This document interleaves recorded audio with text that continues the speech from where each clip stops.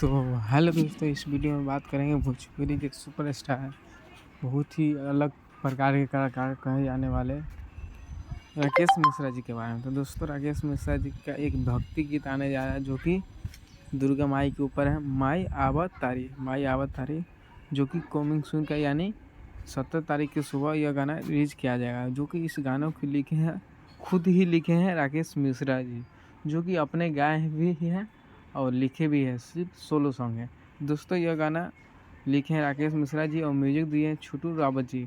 और यह गाना में काम की है पूजा ठाकुर जी, जो कि बहुत ही बेहतरीन सॉन्ग होने जा रहा है, जो कि भक्ति सॉन्ग है। तो दोस्तों, आप लोग यह गाना ज़रूर सुनिएगा और यह भक्ति सॉन्ग होने जा रहा है और बहुत ही प्यारा सा भजन है, तो जो ज़रूर सुनिएगा। तो दोस्तों, मेरे यूट्यूब चैनल पर नए हो तो चैनल को सब्सक्राइब कर लीजिएगा और अभी तक वीडियो को लाइक नहीं किए तो वीडियो को लाइक कर लीजिएगा और कमेंट प्यारा सा कमेंट में ज़रूर बताइएगा यह वीडियो आप लोग को कैसा लगा। तो दोस्तों, चैनल पर नए हो तो चैनल को सब्सक्राइब कर लीजिएगा।